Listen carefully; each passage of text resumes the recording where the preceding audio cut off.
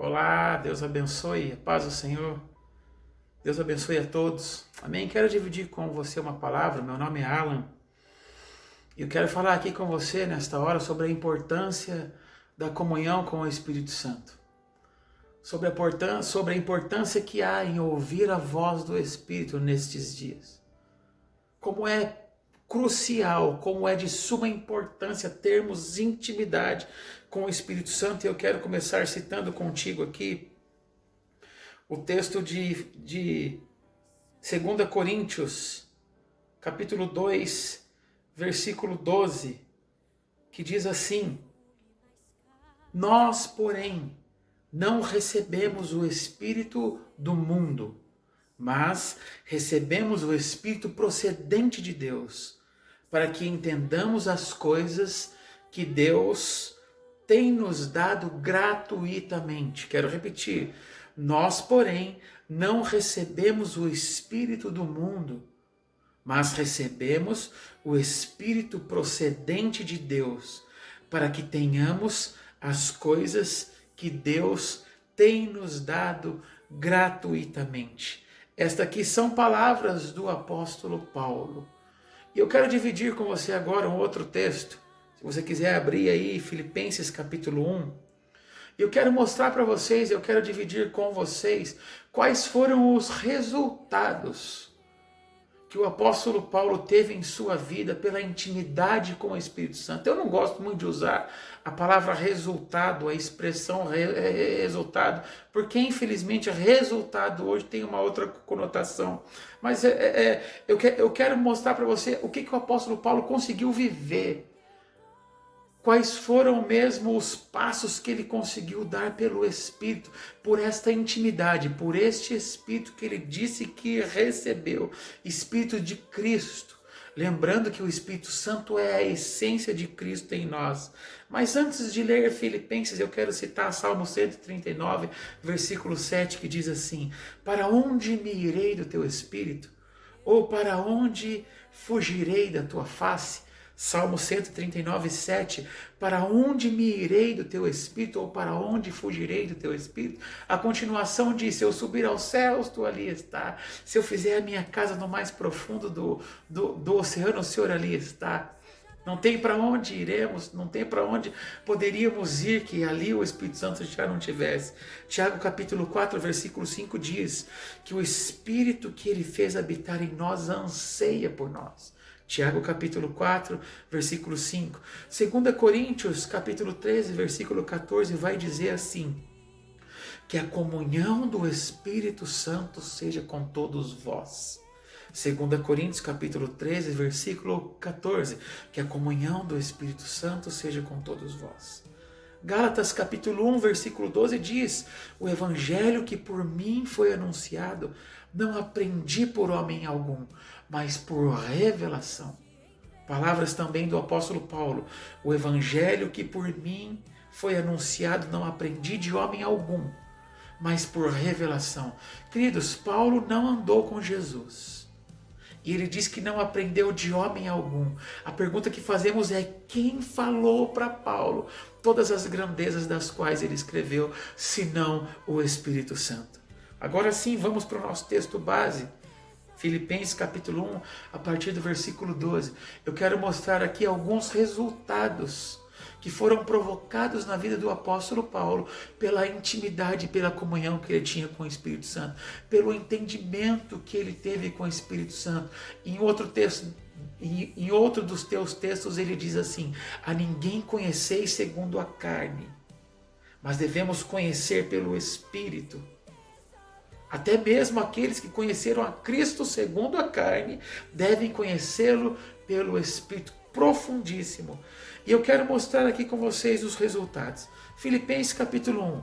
Quero já de antemão dizer que o apóstolo Paulo escreveu esta carta estando preso. Vamos lá? Capítulo 1, versículo 12. E quero, irmãos, que saibais que as coisas que me aconteceram contribuíram para maior proveito do Evangelho, de maneira que as minhas prisões em Cristo foram manifestadas por toda a guarda pretoriana e por todos os demais lugares. E muitos dos irmãos no Senhor, tomando ânimo com as minhas prisões, ousam falar a palavra mais confiantemente e sem temor. Verdade é que alguns pregam a Cristo por inveja e porfia, mas outros de boa mente, uns por amor, e sabendo que fui posto para a defesa do Evangelho, mas outros, na verdade, anunciam a Cristo por contenção, não puramente, julgando acrescentar aflições às minhas prisões. Mas que importa? Contando que Cristo seja anunciado de toda maneira, ou com fingimento, ou com verdade, nisto me regozijo, e ainda me regozijarei mais, porque sei que disto me resultará a salvação pela vossa oração e pelo socorro do Espírito de Jesus Cristo, segundo a minha intensa expectação e esperança, de que em nada serei confundido. Não, antes com toda a confiança, Cristo será, tanto agora como para sempre, engrandecido no meu corpo, seja pela vida, seja pela morte. Porque para mim, o viver é Cristo e o morrer é lucro. Queridos, que palavra tremenda. Quantas lições nós podemos tirar aqui? E só mostra uma coisa, que realmente foi um homem que teve uma vida de intimidade com Deus pelo Espírito. Que realmente foi um homem que se despojou e se entregou de tudo aquilo que ele sabia, de tudo aquilo que ele tinha, de todo o conhecimento, de toda a força, e não tinha pouco conhecimento. Um homem que se despojou para viver a vida de Cristo pelo Espírito e para conhecer tudo e todos somente pelo Espírito Santo. Versículo 12. Quero, irmãos, que saibais que as coisas que eu passei contribuíram. Ou seja, aqui ele está dizendo que as suas prisões contribuíram. Olha só, olha o ganho. Versículo 13. De maneira que em Cristo, que as minhas prisões foram manifestadas por toda a guarda e por todos os lugares. Outra coisa, aquilo que ele vivia, ele viu que promoveu Cristo. Promoveu o Evangelho de Cristo. 14. E muitos dos irmãos, tomando ânimo nas minhas prisões, ousam falar mais confiadamente sem temor. Queridos, quando olhamos para as nossas dificuldades e prisões, o que elas estão provocando aí fora, partindo do princípio que nós somos a igreja? O que as nossas prisões e as nossas lutas e as nossas dores provocam nas pessoas?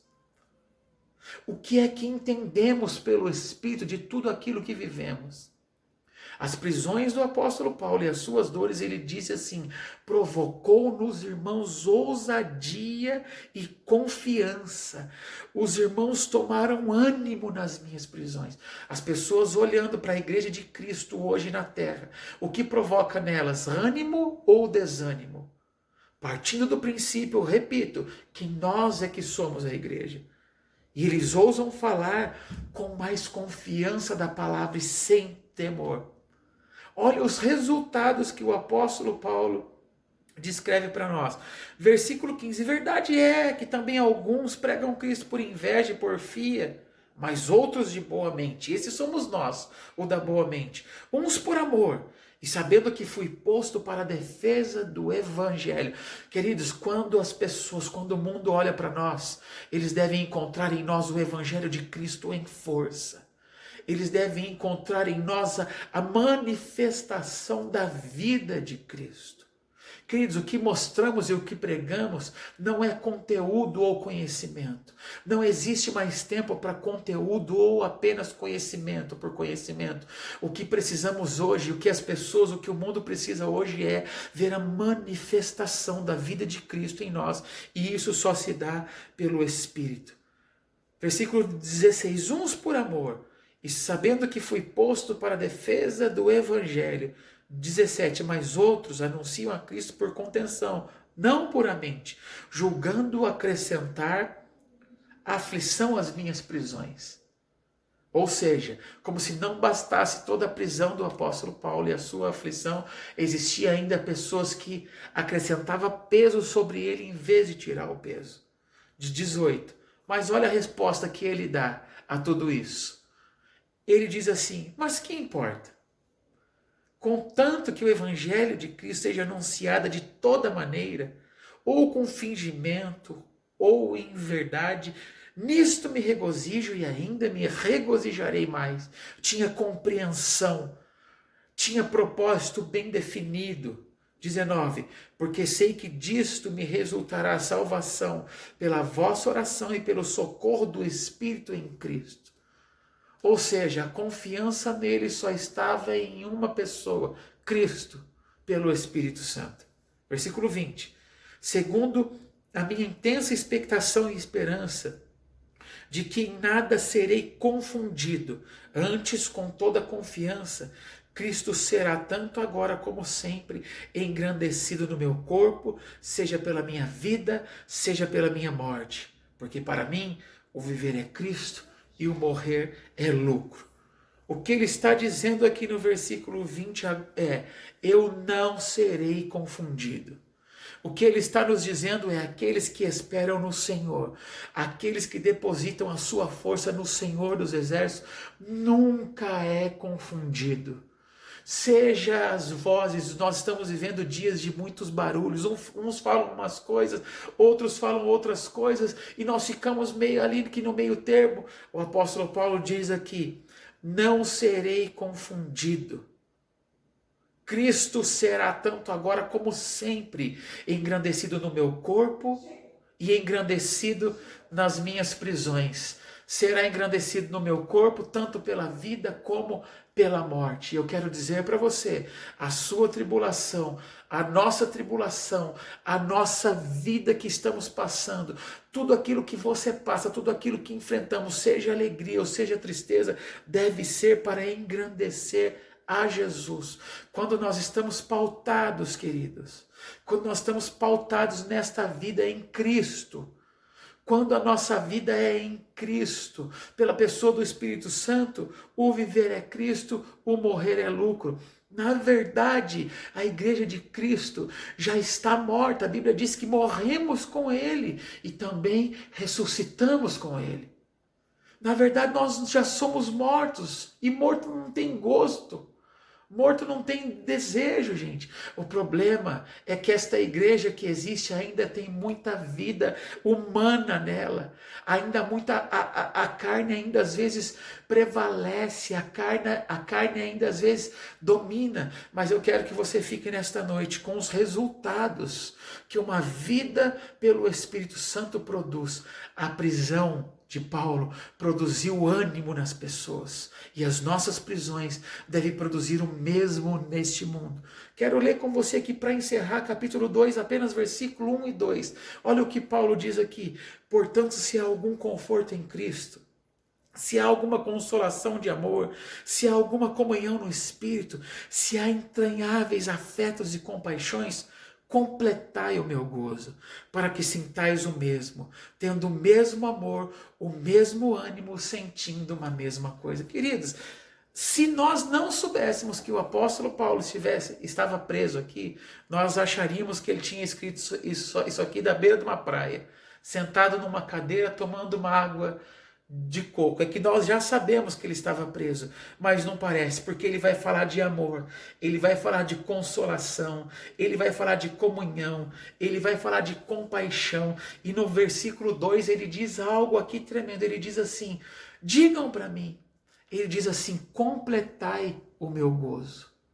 Ou seja, aonde ele estava, naquele regime de cadeia, preso, amarrado num tronco, depois de ter sido açoitado, passado por naufrágios, ser picado por víbora, depois de ter estado em doenças, em calamidades, em sufocos, ele diz assim: completem o meu gozo. Ou seja, ele já estava em gozo. Ele está querendo dizer assim: a minha carne está presa, o meu corpo está preso, mas o meu espírito está em liberdade, vivendo e manifestando a vida de Cristo. E é isso que precisamos entender, que pelo Espírito nós manifestamos a vida de Cristo. Tenha comunhão com o Espírito Santo. Quero voltar na citação de Filipe e aqui eu encerro. Filipe disse assim: Pai, Jesus, mostra-nos o Pai. Aí Jesus falou, Filipe, quem vê a mim vê o Pai. Que nós não façamos nesses dias as indagações das quais deixa a pessoa do Espírito Santo triste, porque ele está aqui junto comigo agora e está aí junto contigo agora. Portanto, temos toda a condição de manifestar vida de Cristo pela pessoa do Espírito Santo que está conosco e te guia. Deixo esta palavra para você, para que ela possa produzir vida em ti. Espero que te abençoe. Deus abençoe em nome de Jesus. Fiquem na paz.